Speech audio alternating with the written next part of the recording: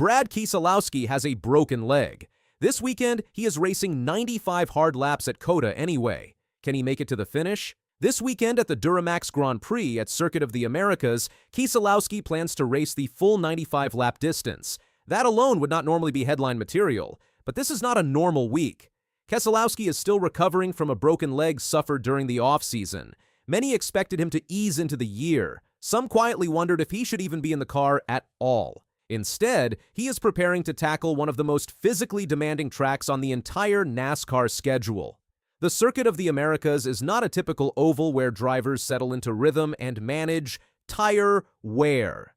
It is a 3.41-mile road course filled with 20 technical turns, dramatic elevation changes, and relentless braking zones. The run into Turn 1 climbs steeply uphill before forcing drivers to hammer the brakes from high speed. The S's demand precision and balance. The hairpin at Turn 11 requires heavy deceleration and careful throttle application on exit. Every lap pushes the body. Now imagine doing that 95 times with a leg that is still healing.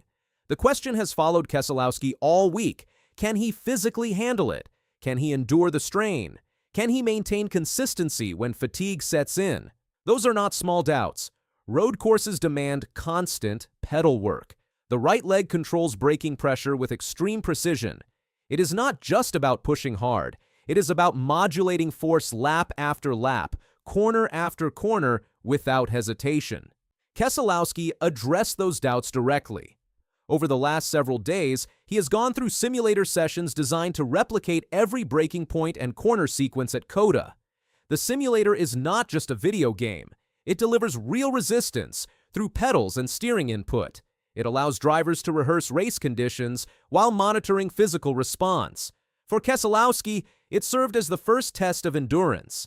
After that came real track work in go-karts. Go-karting demands quick reactions and sustained pedal pressure.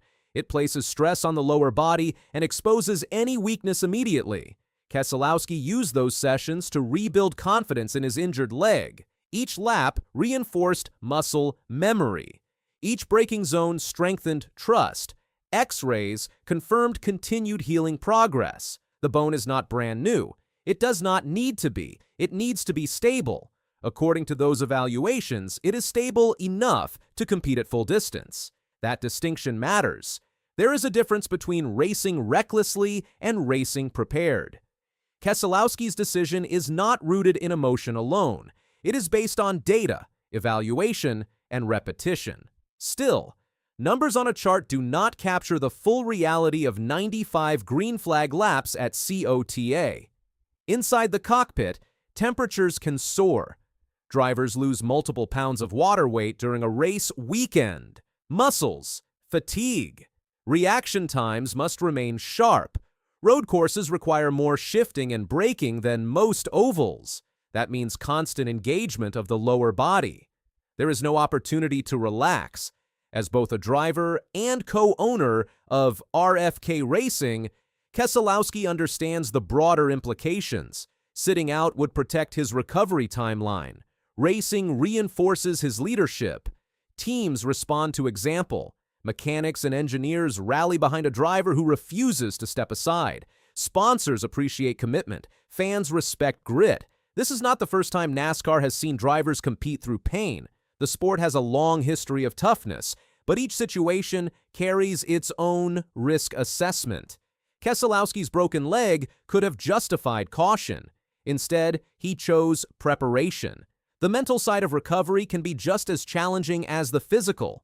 Athletes often describe the first true test after injury as psychological, the moment when instinct meets memory of pain.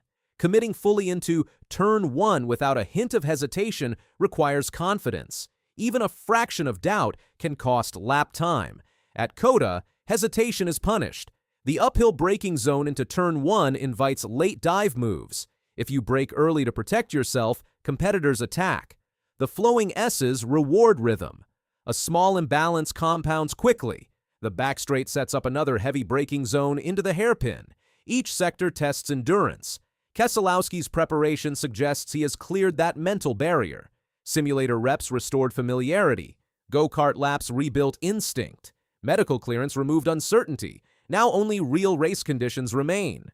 The DuraMax Grand Prix also carries weight in the early part of the season. Momentum matters in NASCAR. A strong performance builds confidence and points. Missing a race creates an immediate deficit. Competing keeps rhythm intact. Even a solid mid-pack finish under these circumstances would signal resilience. Competitors will not take it easy. Road course specialists thrive at COTA. The Cup Series field includes drivers who have dedicated years to mastering braking technique and corner transitions. Any sign of vulnerability will be exploited. Keselowski knows that. He is not expecting sympathy. Strategy could play a subtle role. Brake bias adjustments may ease pressure on the injured leg. Pedal feel can be tuned. Seat positioning and leg support can be refined for comfort without sacrificing control. These small changes add up over 95 laps.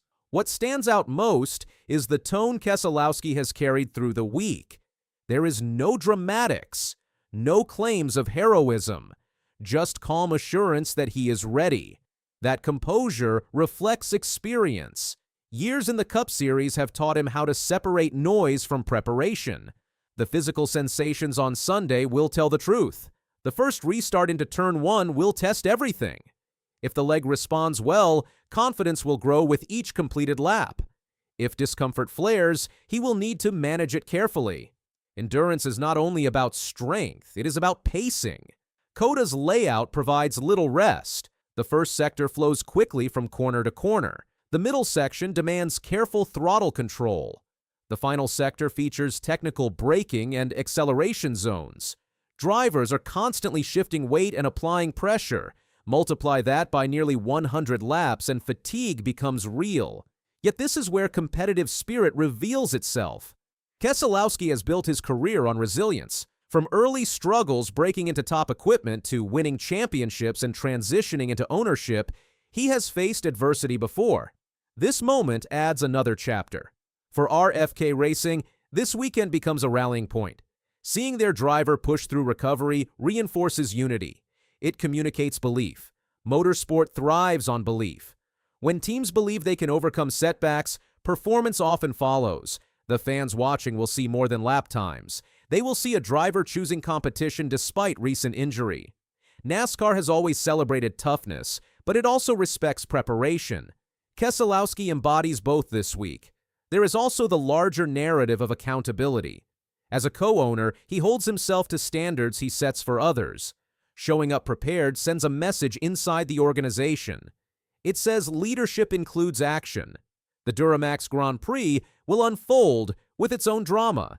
Pit strategy, tire wear, cautions, and restarts will shape the final result.